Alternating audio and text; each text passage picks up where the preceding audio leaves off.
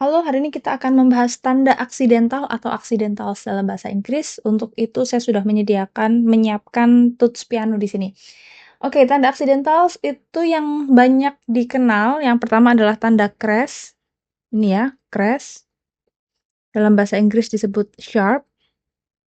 Lalu ada tanda mole. Dalam bahasa Inggris disebut flat. Lalu ada tanda pugar. Ini pugar. Dalam bahasa Inggris disebut natural. Oke, kalau saya kurang jelas bikinnya, this is crash.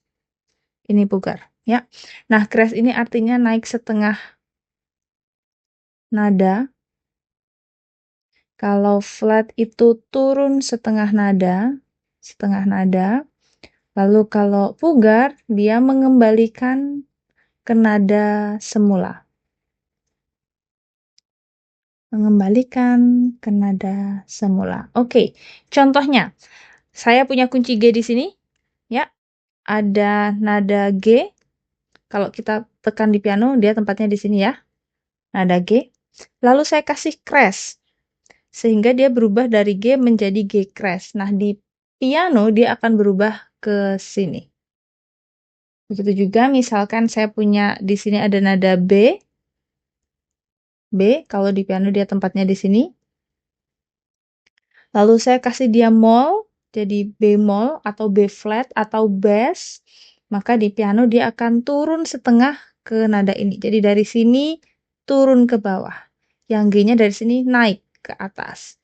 Jadi kalau di piano, kalau dia ke kanan itu kan semakin tinggi atau naik. Kalau dia ke kiri, dia itu semakin rendah atau turun.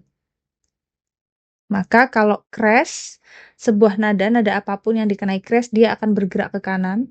Kalau nada dikasih mol, dia akan bergerak ke kiri.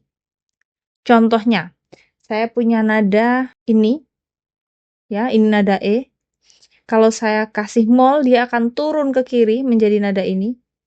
Kalau saya kasih crash, dia akan bergerak ke kanan, ke nadanya yang paling dekat. Nada di kanannya yang paling dekat, yaitu nada F.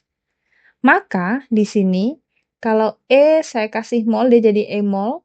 Tapi kalau E saya kasih crash, dia akan menjadi nada F. Nah, E crash dan F ini adalah nada yang sama. Ini disebut enharmonis. Satu nada yang memiliki penyebutan berbeda. Atau tertulis dua nada, tapi sebenarnya dia adalah nada yang sama. Misalnya, nada ini bisa diperoleh dari G yang dinaikkan setengah atau A yang diturunkan setengah. Maka dia bisa saya sebut sebagai G crash atau A mol.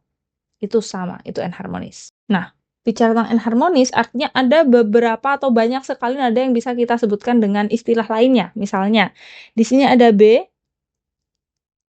itu sama dengan C yang turun setengah, maka dia sama dengan C mol.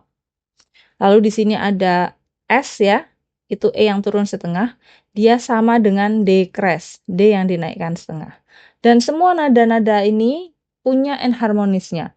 Ini adalah fis karena F dinaikkan setengah, lalu ini adalah ges juga karena G diturunkan setengah.